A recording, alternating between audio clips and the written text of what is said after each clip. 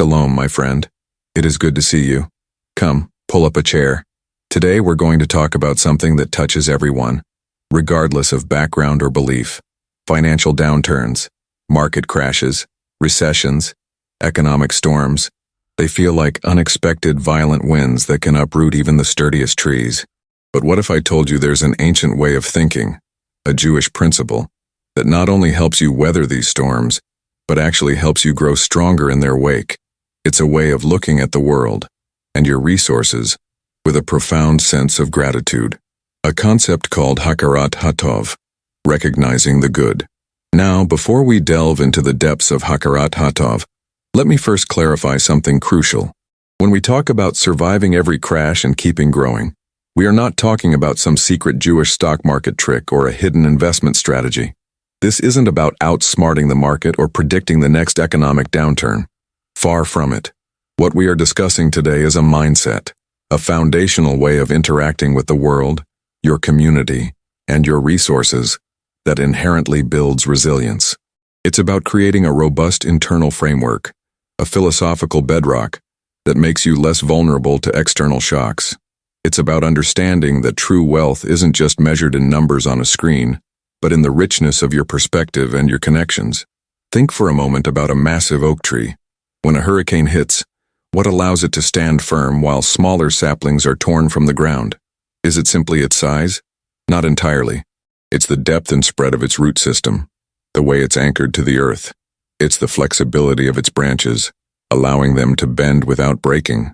Similarly, an individual or a community deeply rooted in Hakarat Hatov develops a profound inner strength and adaptability that enables them to navigate economic turbulence not just with survival in mind, but with an eye towards growth and even opportunity. This is not a passive acceptance of fate. It is an active cultivation of a certain type of vision.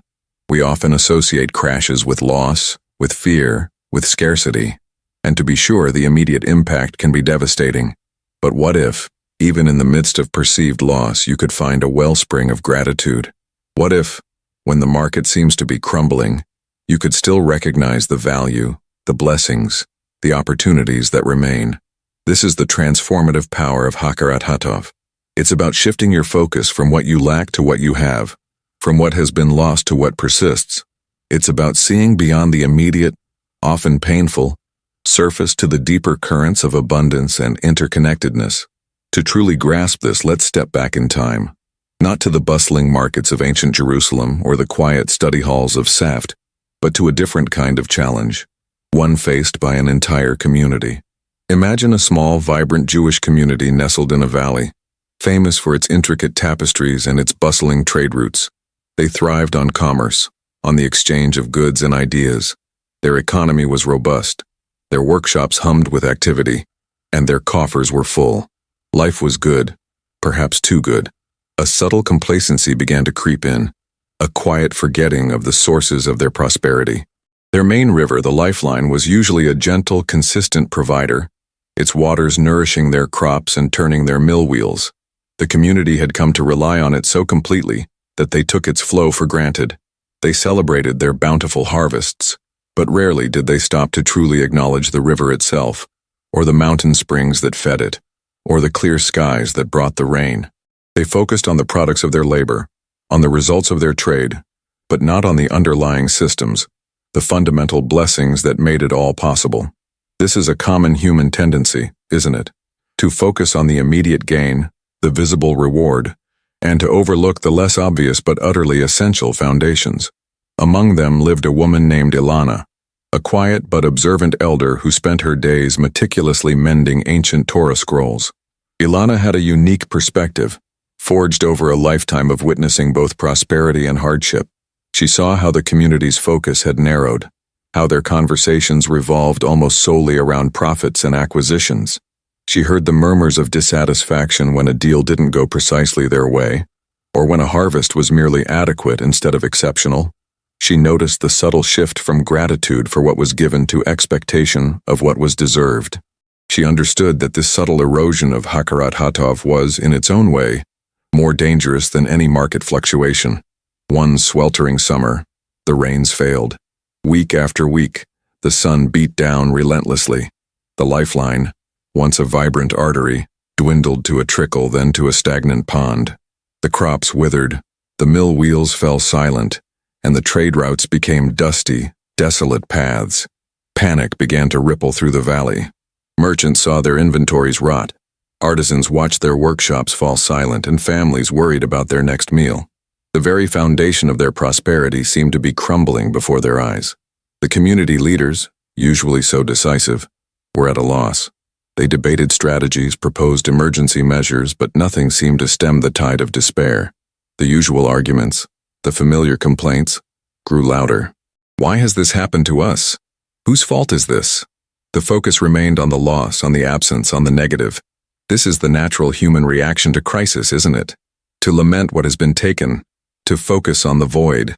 But Ilana, with her deep wisdom, knew that this mindset, while understandable, was precisely what prevented them from seeing a way forward. One evening, as the sun dipped below the parched hills, casting long, mournful shadows, Ilana gathered the community. Her voice, though soft, carried an undeniable authority. "My friends," she began, "we speak of what we have lost. We speak of the river that has shrunk, the fields that are barren. But let us consider for a moment what we still have. Do we still have our hands to work, our minds to innovate, our voices to encourage one another? Do we still have the wisdom of our elders, the strength of our youth, the love within our families?" She continued, "The river has taught us a harsh lesson. We took its flow for granted. We celebrated the fruits it bore, but forgot to honor the source. This is a time not just for lament, but for Hakarat Hatov, for recognizing the good that remains, for appreciating the fundamental blessings we overlooked." She spoke of the clear nights where the stars still shone brightly, a reminder of the vastness of creation. She spoke of the ingenuity that allowed them to build their homes and their tools, even if those tools lay dormant for now. She spoke of the very air they breathed, the community they shared. Inspired by Ilana's words, a young weaver named Shoshana, who had been despairing over her idle loom, spoke up. "My loom may be silent, but my hands remember their craft. My mind can still envision new patterns, new dyes, perhaps even new uses for the scarce materials we have." Her words sparked a ripple. Another, a farmer named Chaim, whose fields lay fallow, added, "The land may be dry, but we still know its contours. We still understand its needs. And we still have the seeds, small and precious, waiting for the rain to return." The conversation shifted. Instead of dwelling on the empty riverbed, they began to speak of the memory of the river, of its future potential, of the springs deep within the earth that still held water, even if it wasn't visible on the surface. They spoke of the communal well, which, though low, still yielded enough water for drinking. They began to see the crisis not just as a depletion, but as a revelation, a revealing of what truly mattered, what truly endured. This was the essence of Hakarat Hatov in action, a radical shift in perspective from scarcity to underlying abundance. This wasn't some naive optimism. It was a profound pragmatism born of gratitude, because once they shifted their focus, new solutions, previously obscured by despair, began to emerge.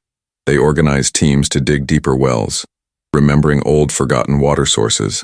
They shared their meager stores, ensuring no family went entirely without. They repurposed their skills, using their weaving talents to repair communal buildings, and their farming knowledge to tend small, resilient kitchen gardens. The very act of acknowledging what they did have, rather than what they didn't, unlocked their collective creativity and resilience. And when finally the rains did return, gently at first, then in a steady, life-giving downpour, the community was transformed. Their gratitude wasn't just for the water, it was for the lesson, for the renewed appreciation of every drop, every sprout, every shared meal. Their prosperity, when it returned, was built on a deeper, more conscious foundation. They had learned to appreciate not just the visible flow of the river, but the hidden springs, the unseen connections, the enduring spirit of their community. Their growth wasn't just about accumulating more. It was about appreciating more deeply what they already had and what they could create together. So how does this ancient wisdom, this story of Ilana and the parched valley, apply to our modern financial world, to the ebb and flow of markets and the fear of crashes? It's deceptively simple, yet profoundly powerful. When the market dips, When your portfolio shrinks, when the news is bleak, the natural inclination is to focus on the loss, to lament the numbers, to fear the future. But Hakarat Hatov asks you to pause, to step back, to shift your gaze. What do you still have? Do you still have your skills, your knowledge, your ability to learn and adapt? Do you still have your health, your family, your community, the capacity to generate new ideas? The very opportunity to participate in the market, even in a downturn, is a form of abundance. The underlying assets, though their market value may fluctuate, still represent real value. Businesses that produce goods and services, technologies that advance, human ingenuity that perseveres. This isn't about ignoring reality. It's about seeing all of reality, not just the perceived negative. It's about understanding that even in a downturn, there are opportunities for growth, for learning, for recalibration. It's about remembering that financial value is often a reflection of deeper, more enduring values. Values that are not easily eroded by market fluctuations. A company's innovation, its customer loyalty, the strength of its team. These are the hidden springs, the underlying strengths that will eventually re-emerge, even if their market price temporarily reflects fear rather than fundamental value. When you approach your financial life with Hakarat Hatov, you cultivate a sense of appreciation for what you have, rather than constantly striving for what you lack. This reduces anxiety, allows for clearer decision-making, and fosters a more resilient spirit. You're less likely to make impulsive, fear-driven choices during a downturn because your sense of worth isn't solely tied to your fluctuating portfolio. You're more likely to see the long game, to recognize the intrinsic value that persists beyond the immediate panic. It means recognizing the blessing of every paycheck, every investment gain, no matter how small. It means appreciating the lessons learned from every financial challenge, seeing them not just as setbacks, but as opportunities for deeper understanding. It means being grateful for the systems that allow for commerce, for the innovations that improve our lives, for the very infrastructure of society that facilitates economic activity. This deep-seated gratitude transforms your relationship with money from one of constant striving and potential anxiety to one of appreciative stewardship. So the next time the headlines scream about a market crash or you feel that familiar knot of anxiety about your investments, pause, take a deep breath, and ask yourself, what good remains? What blessings can I still acknowledge? What hidden springs of resilience can I tap into? Practice Hakarat Hatov, not just as a concept, but as a living, breathing perspective. Because in recognizing the good that persists, even in the midst of perceived loss, you unlock the deepest, most enduring source of growth, the capacity to see abundance where others see only scarcity, and to build a truly crash-proof mindset, rooted in timeless wisdom. Shalom.